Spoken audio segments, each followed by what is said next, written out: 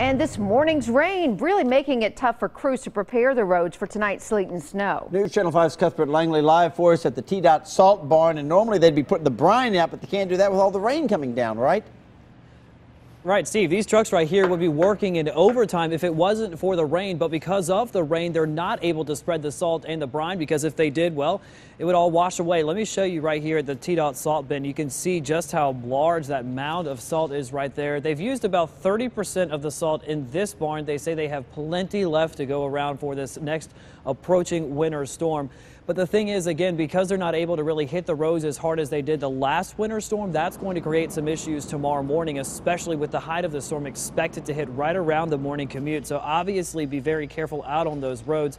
TDOT says that they were working to repair the potholes that were the issue last winter storm. They basically did that up until it started raining yesterday, but again, Mother Nature is proving not to be a friend to these crews because they really can't work as the weather continues to worsen throughout the next couple of days. So they will be hitting the roads once it gets to a certain temperature level, once that brine and salt will start working. But until that point, they're not going to be able to get out there to start clearing those roads. Once they do get out on the roadways, they'll start with those interstates and then work their way to the secondary roads. So it'll be very interesting to see how things play out, especially given the timing of this storm. So, of course, we'll closely follow it throughout the day. But for now, we're live here in West Nashville. Cuthbert Langley, News Channel 5 HD. Cuthbert, thank you. New this morning, a former jailer is off the job and behind bars.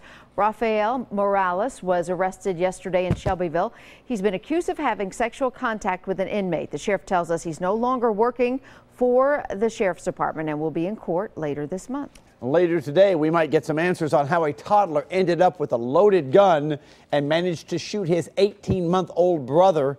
Now, this happened in Hillsborough, that's down near Manchester in Coffee County. See on the map right there. The toddler was rushed to Vanderbilt Children's Hospital as a precaution.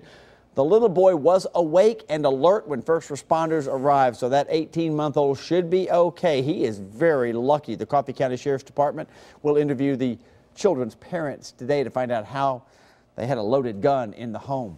And this man, Chad Fletcher, is behind bars after a violent attack involving scissors. Police tracked him down in Gallatin and charged him with especially aggravated robbery. News Channel 5 was the only crew on the scene when police were called out to Avalon Drive Monday. Investigators tell us that Fletcher stabbed his neighbor in the neck with a pair of scissors, then stole her purse and her car. Some changes to the bill that deals with the cooling off period in domestic violence cases. You may remember the domestic violence case involving a pretty high-profile realtor, David Chase. There he is in court. A judge waived the 12-hour cooling off period, and Chase allegedly then went back and attacked his victim again. The judge was friends with Chase. The new language on today's bill still lets a judge waive jail time. However, the victims must be notified. They can also request a hearing.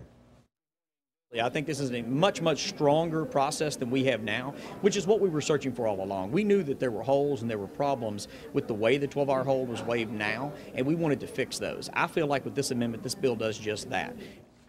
That measure next heads to committees in the House and the Senate. And happening today, high school students, parents, and community leaders invited to a forum dealing with sexual assault prevention. It's being hosted by the Sexual Assault Center and the Tennessee Coalition to End Domestic Violence and Sexual Assault. They are hoping to teach people how to intervene in a tough situation and report it to the proper authorities. Metro Police reps will be there speaking, so will the District Attorney General Glenn Funk.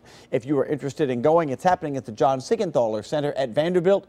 It's at 6:30 tonight.